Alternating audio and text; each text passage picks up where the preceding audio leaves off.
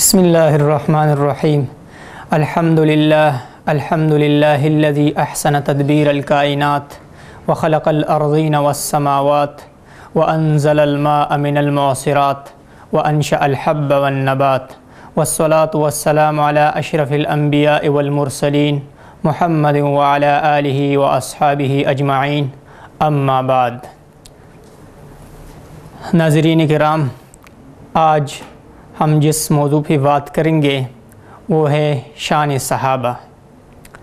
ناظرین، اللہ جل جلالہ کے ہمارے اوپر بہت بڑے احسانات ہیں کہ اللہ جل جلالہ نے ہمیں دین دیا ہے، اور پھر اللہ جل جلالہ نے دین کے حفاظت کے لیے افراد کو بھی پیدا فرمائے ہیں۔ حضرات انبیاء علیہم الصلاۃ والتسلیمات وہ تشریف لاتے تھے اور اللہ جل جلالہ کی باتیں سمجھاتے تھے، اور پھر اس کے بعد انبیاء علیہم الصلاۃ والتسلیمات کے جو ساتھی ہوتے تھے وہ آگے جا کے ان انبیاء کے جو سنت اور طریقے تھے وہ امت کو پہنچاتے تھے۔ جناب محمد رسول اللہ صلی اللہ علیہ وسلم دنیا میں مبعوث ہوئے، اور اللہ جل جلالہ نے اعلان فرما کر دین محمدی کو آخری اور ایک ناسخ دین بیان فرمایا۔ اس کے بعد حضرات صحابہ کرام رضوان اللہ علیہم اجمعین ہیں۔ ناظرین کرام، حضرات صحابہ کرام رضوان اللہ علیہم اجمعین امت کی عظیم ہستیاں ہے۔ صحابہ کرام رضوان اللہ علیہم اجمعین نجوم ہدایت ہے۔ صحابہ کرام امت کی وہ جماعت ہے جن کو دنیا میں رب کی رضا کی سند مل چکی ہے۔ صحابہ کرام کو اللہ جل جلالہ نے نبوت اور امت کے درمیان واسطہ بنایا ہے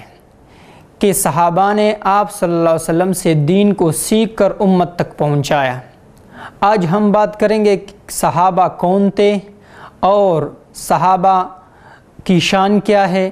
اور ہماری ذمہ داری کیا ہے، ہم ان کے بارے میں کیا کہیں، ہم ان کے بارے میں کیا عقیدہ رکھیں اور ہم ان کے بارے میں کیا بات کریں۔ صحابہ کرام رضوان اللہ علیہم اجمعین، اللہ جل جلالہ نے اپنے کلام میں ان کی تقوی کی بھی فضیلت بیان فرمائی ہے۔ اللہ جل جلالہ نے فرمایا اولئک هم المتقون، یہ تقوی والے لوگ ہیں اور ان کے دلوں میں تقوی ہے۔ اولئک هم الراشدون، یہ ہدایت والے لوگ ہیں، اور ان کے دلوں کے بارے میں فرمایا کہ اولئک الذین امتحن اللہ قلوبہم للتقوی، یہ وہ لوگ ہیں کہ جن کے دلوں کو اللہ جل جلالہ نے تقوی کے لیے چن لیا ہے، ان کے دل پاک دل ہے۔ اور سورہ فتح کے آخری رکوع میں اللہ جل جلالہ مزید صحابہ کرام کی فضیلت کو واضح بیان فرماتے ہیں۔ فرمایا محمد الرسول اللہ والذین معہ اشداء علی الکفار رحماء بینہم تراہم رکعا سجدا یبتغون فضلا من اللہ ورضوانا،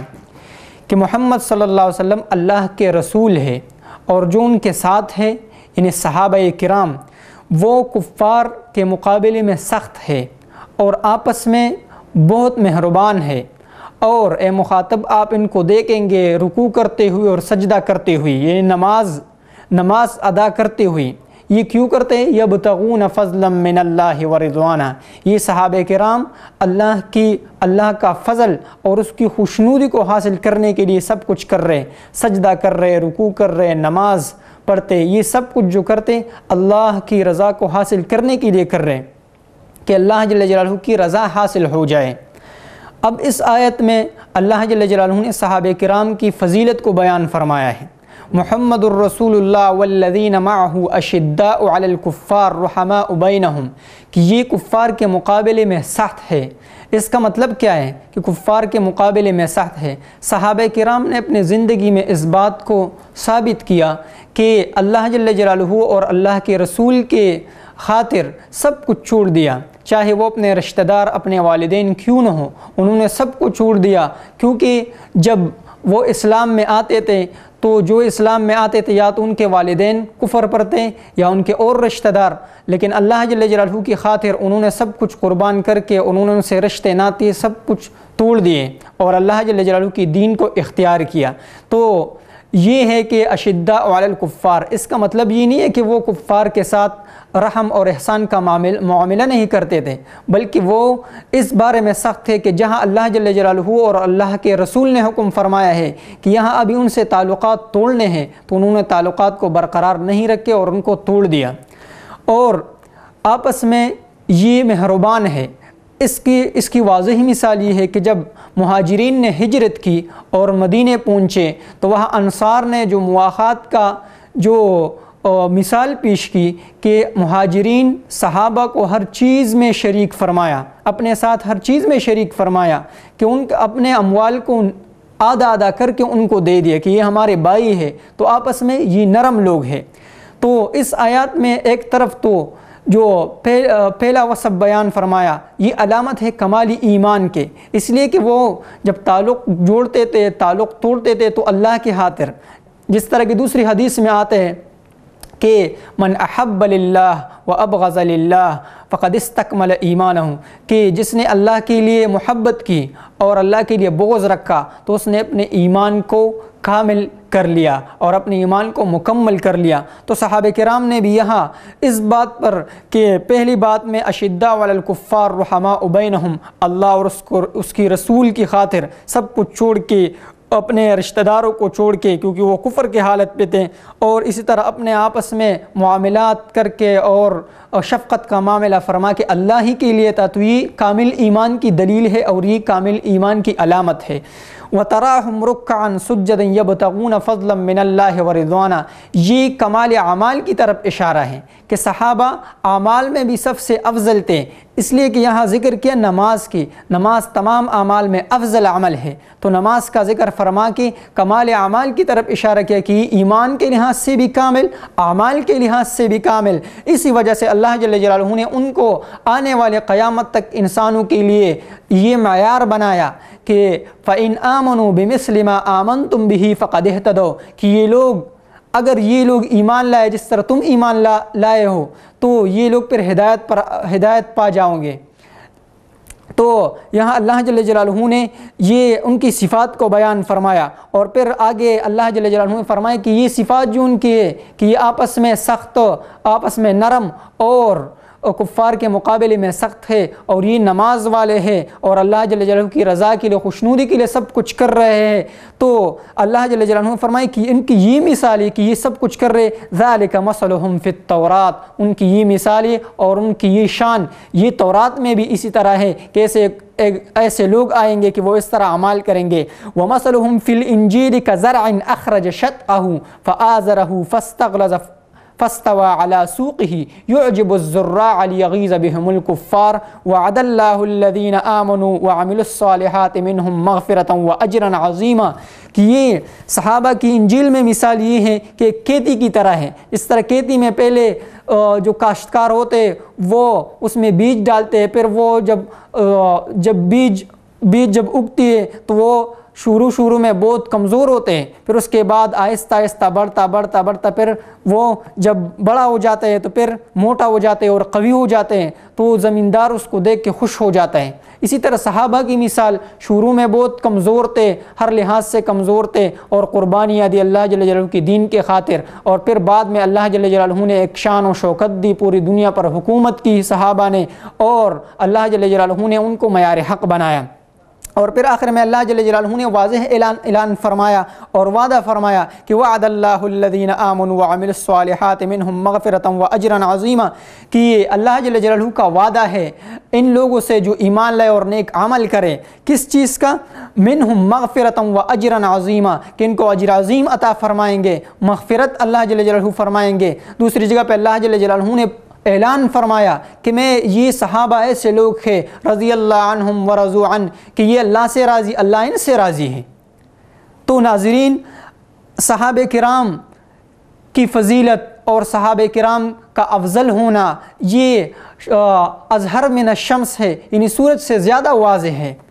اب اگر کوئی صحابہ کرام، میں صحابہ کرام پر انگلی اٹھاؤں یا کوئی اور، تو یہ کم عقلی کی بات ہے، بے وقوفی کی بات ہے، اور اس میں اپنا ہی نقصان ہے۔ صحابہ کرام کو تو اللہ جل جلالہ نے جنت تک پہنچایا ہے اور واضح اعلان فرمائے کہ یہ لوگ جنتی ہے، یہ بشارت والے لوگ ہیں، ان سے میں راضی، یہ مجھ سے راضی۔ اگر اس کے بعد میں کچھ کہوں ان کے بارے میں تو یہ میرے اپنی نقصان ہے اور میرا اپنا خسران ہے۔ دوسری جگہ اللہ جل جلالہ فرماتے ہیں وَكُلًّا وَعَدَ اللَّهُ الْحُسْنَى، مہاجرین انصار کے درجات کو بیان فرما کے اللہ جل جلالہ فرماتے ہیں کہ یہ تو ان کی جزوی فضیلت ہے، لیکن سب سے میں راضی ہوں، سب کے ساتھ میں نے خوبی کا وعدہ کیا۔ وَكُلًّا وَعَدَ اللَّهُ الْحُسْنَى، کہ میں نے ان کے ساتھ خوبی کا وعدہ کیا۔ اللہ جل جلالہ نے ان کے ساتھ، سب کے ساتھ، صحابہ کرام کے سب کے ساتھ یہ کیا کیا؟ یعنی خوبی کا وعدہ فرمایا، اور وہ خوبی کیا ہے؟ جنت ہے اور اپنی رضا ہے۔ احادیث کی طرف آتے، احادیث میں بھی صحابہ کرام کے ہزارہ فضائل کے بارے میں احادیث ملتے ہیں۔ عبداللہ ابن مسعود رضی اللہ عنہ سے مروی ہے، مشکات شریف کی حدیث ہے، یہ ایک بہت بڑی کتاب ہے، اس کی حدیث ہے، اور اس کا ایک ٹکڑا میں ناظرین کے سامنے پیش کر رہا ہوں۔ اس میں ہے کہ آپ صلی اللہ علیہ وسلم نے فرمایا کہ میرے جو صحابہ ہیں کانوا افضل هذه الامہ، یہ اس امت کے افضل ترین لوگ ہیں۔ ابرہا قلوباً، یہ پاک دل والے ہیں، ان کے دل بالکل پاک ہے، ان کے دل میں اللہ کے علاوہ اور کچھ نہیں ہے۔ اب سوچنے کی بات ہے کہ اس سے پہلے میں نے آیات کا ترجمہ کیا کہ اولئک الذین امتحن اللہ قلوبہم للتقوی، کہ یہ صحابہ، ان کے دلوں کو اللہ جل جلالہ نے تقوی کے لیے چن لیا ہے۔ اب عجیب بات ہے، اور کتنی عجیب بات ہے کہ صحابہ، اللہ جل جلالہ فرماتے ہیں کہ ان کے دل کو میں نے چن لیا تقوی کے لیے، اور آپ صلی اللہ علیہ وسلم فرماتے ہیں کہ ان کے دل پاک دل ہے۔ اب اللہ جل جلالہ گواہی دے رہے، اور جناب محمد رسول اللہ صلی اللہ علیہ وسلم نے گواہی دی ہے کہ ان کے دل پاک دل ہے، اور ان کے دل بالکل ہر چیز سے پاک ہے۔ اب میں اور آپ کیسے ان کے بارے میں یہ کہہ سکتے ہیں کہ یہ لوگ ایسے ہیں یا ایسے ہیں؟ نقصان کی بات ہے اور سوچنے کی بات ہے۔ اور فرمایا وَأَعْمَقَهَا عِلْمًا، ان کا علم پکا ہے، مضبوط علم والے لوگ ہیں صحابہ کرام۔ اور فرمایا وَأَقَلَّهَا تَكَلُّفًا، تکلف اس میں نہیں، ان میں سادگی ہے، سادگی کے ساتھ زندگی گزارتے ہیں اور اپنے اللہ کو راضی کرنے کی کوشش کر رہے ہیں۔ اور فرماتے اختارہم اللہ لصحبت نبیہ ولعرض دینہ، ان لوگوں کو اللہ جل جلالہ نے چن لیا اپنے نبی کے صحبت کے لیے، کہ یہ نبی کے صحبت میں آئیں گے اور نبی کی دین کی خدمت کریں گے۔ اور فرمائے ولعرض دینہ، اور دین کی عزت کے لیے، یعنی دین کو آگے پہنچانے کے لیے اللہ جل جلالہ نے ان کو منتخب فرمایا ہے۔ ایک بزرگ ہے ابو سختیانی، وہ فرماتے ہیں کہ جس شخص نے ابو بکر رضی اللہ عنہ سے محبت کی تو اس نے دین کو سیدھا کیا، اور جس شخص نے حضرت عمر رضی اللہ عنہ سے محبت کی اس نے دین کے واضح راستے کو پا لیا، اور جس نے حضرت عثمان رضی اللہ عنہ سے محبت کی وہ اللہ کے نور سے منور ہوا، اور جس نے حضرت علی رضی اللہ عنہ سے محبت کی تو اس نے دین کی مضبوط رسی کو پکڑ لیا۔ اب ناظرین کرام، ہم دیکھتے ہیں صحابہ کرام کے واقعات ہم نے سن لیے، مختصر سا خلاصہ ہمارے سامنے آ گیا کہ قرآن کیا کہتے ہیں، قرآن صحابہ کے فضائل اور مناقب کے بارے میں کیا کہتے ہیں، اور اسی طرح احادیث سے بھی آپ کو پتہ چلا، اور احادیث بھی آپ کے سامنے آئے کہ احادیث میں صحابہ کرام کے فضائل اور مناقب کے بارے میں کیا کیا باتیں ہمیں ملی۔ اس طرح ہزار آیات اور احادیث ہے جس میں صحابہ کرام کے فضائل اور مناقب ہے۔ اب ہمارے لیے کیا ہے؟ ہمارے لیے علامہ ابن تیمیہ بہت بڑے عالم ہے، اور وہ اپنے کتاب میں لکھتے ہیں کہ کسی کے لیے یہ جائز نہیں کہ صحابہ میں سے کسی کی تنقیص کرے یا کسی کی عیب بیانی کرے یا کسی پر طعن کرے، یہ کسی کے لیے جائز نہیں۔ اگر کوئی اس طرح کرے فمن فعل ذلك، کوئی اس طرح کرے وجب تعذیبہ، تو اس کو پھر سزا دینا لازمی ہے کہ اس کو سزا دی جائے، کہ امت کے ایسے افضل ترین لوگوں پر وہ طعن و تشنیع کرے اور ان کو نشانہ اپنے یعنی عیب کا نشانہ بنا رہے۔ تو ناظرین کرام، یہ کچھ مختصر سی باتیں تھیں، زندگی نے وفا کی، تو انشاءاللہ وصال چینل پہ دوبارہ ہم آپ کے ساتھ حاضر ہو جائیں گے۔ وآخر دعوانا ان الحمد للہ رب العالمین۔